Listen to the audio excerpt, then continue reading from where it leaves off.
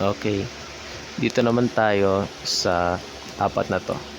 I mean, these four share the same process as these two, pero I reckon I create another one dito kasi medyo special sila. Like kakaiba yung ano nila or whatever. So, give ako ng example dito. Tulad kanina na sinabi ko sa pinakauna, si u ay yung equation. So, ito ay hindi equation raised by a number. Instead, it's a number raised by an equation. Okay? And itong ln na to, yung a ay subscript. So, hindi mo siya i-multiply sa derivative ni u. Okay? Okay, bigay tayo example. 1 for each. Halimbawa, hiningi sa atin. No? Ay, what nangyari dyan? Okay.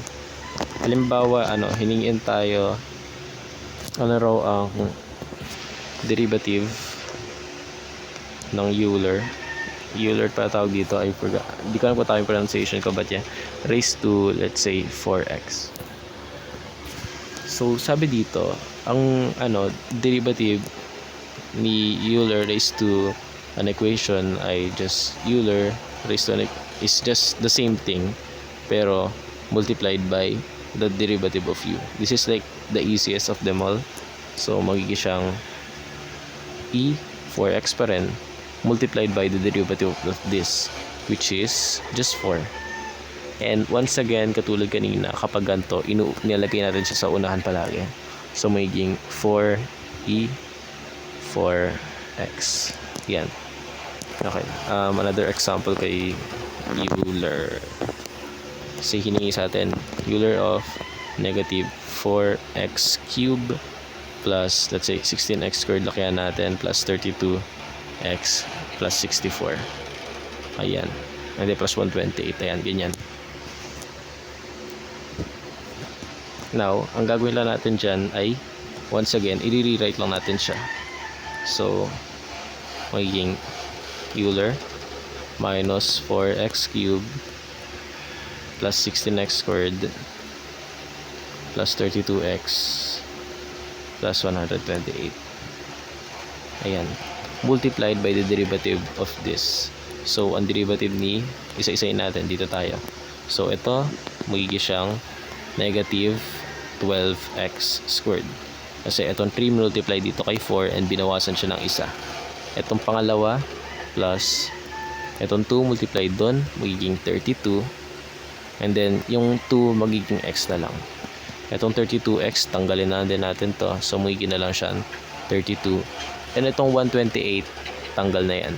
Kasi constant lang yan. Hindi na natin i-add dito sa 32. Tanggal na siya entirely. So, ito itira sa atin. Times 12x squared plus 32x plus 32.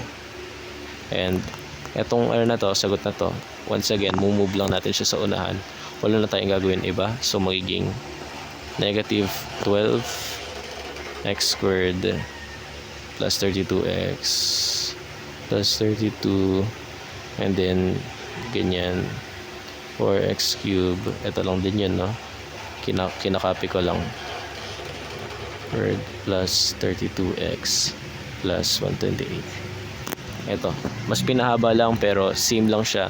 Kinakopy lang natin yun nasa yung derivative and nilalagay natin sa unahan. Once again, wag natin kakalimutan yung parenthesis kasi pag walang parenthesis, iba na yung equation. Mag-iiba na itsura niya. Okay?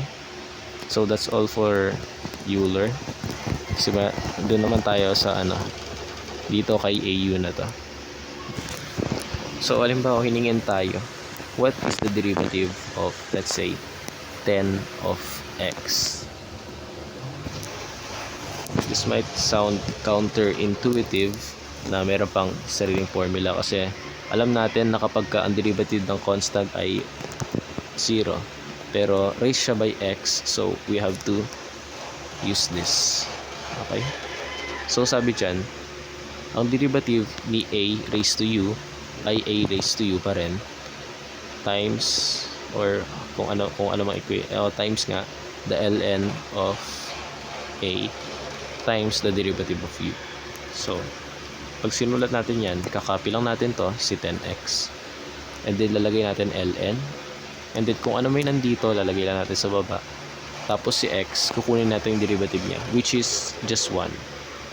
And pag minove natin si 1 doon sa unahan, magiging 1 times 10. So, magiging 10 raised to x ln 10. And ayan na yung sagot mo. Diba? Madali lang din siya. Now, bigay tayo na medyo, okay, medyo ano na example. Let's say, hindi, ayoko to.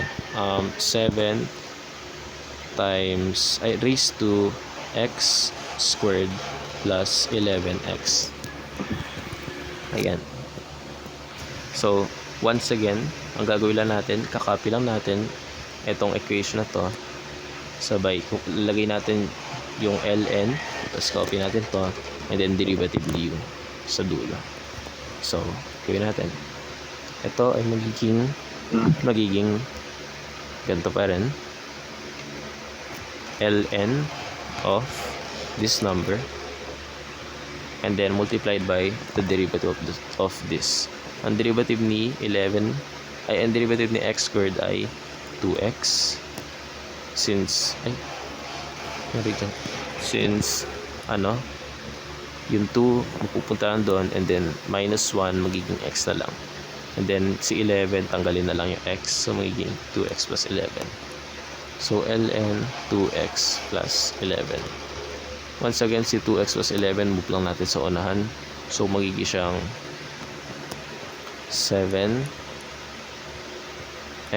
squared plus 11x and then 2x plus 11 ln of 7. Ayan. Huwag natin kalimutan yung parenthesis. Okay? Wait, actually, I don't think the order matters here. Kahit na hindi na pala natin to ilipat, si 2x plus 11 sa unahan. Kahit ilib na lang natin siya nasa dulo, understood na siya na multiplied siya kay ln plus 7. So yeah, you can write it like this or like this. But always don't forget the parenthesis. Okay? That's the whole sense in AU na yan. Dito naman tayo kay logarithmic. D of dx.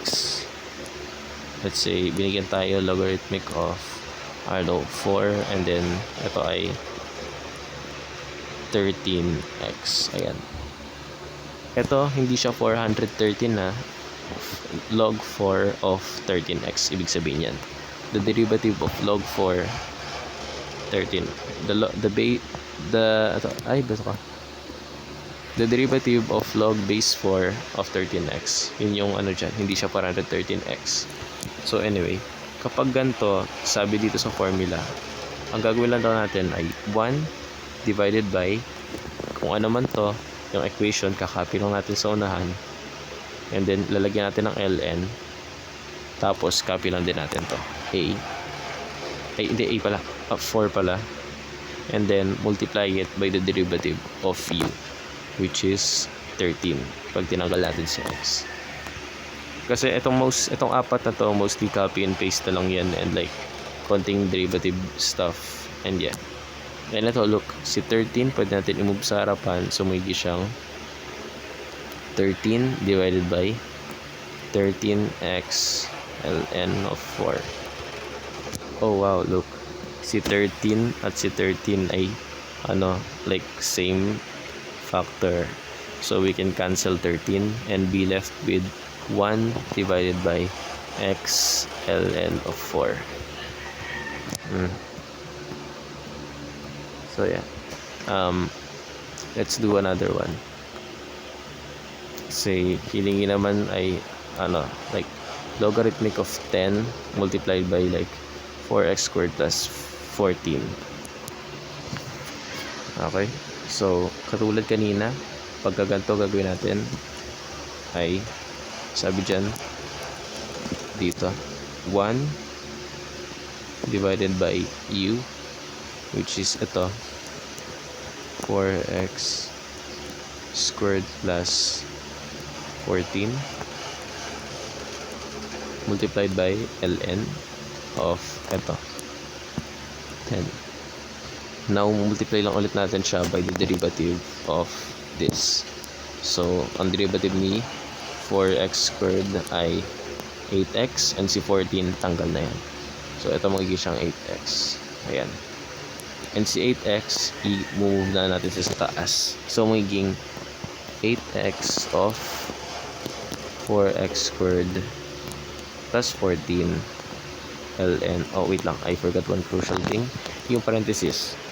Kung kakalimutan pala yung parenthesis, okay. ln 10. Ayan. And sa nakikita natin dito, si 8 ay divisible kay 2 as well as 4 and 14. So we can divide this 3 by 2. Etong ln 10, di natin to papakalaman kasi subscript siya. Kumbaga nasa iba siyang dimension. Ito ay ano lang siya, like base number. Ito ay subscript. And then kung nasa taas, di na rin natin siya papakalaman pag nagdi-divide tayo. Okay. So ito, divide siya by 2, magiging 4x. And then 2x squared plus 7 ln of 10. Ayan. So yun yung final answer natin. Yeah. Okay. Move na tayo dito kay ln. ln, let's say, hinanap yung derivative ni ln of, hindi, ln lang pala. ln of, 8. So, this is like one of the easiest one. Ang gagawin lang daw natin ay ilalagay natin yung ito sa denominator, yung number na to sa denominator, tapos yung sa numerator ay yung derivative niya. Okay, yun lang ibig sabihin yan. So, ano ang derivative ni 8? 0. And ano ang denominator? 8 pa rin. Kasi copyain lang natin to. So, 0 divided by 8, ang sagot ay 0. That's it. Ito yung the easiest one by far.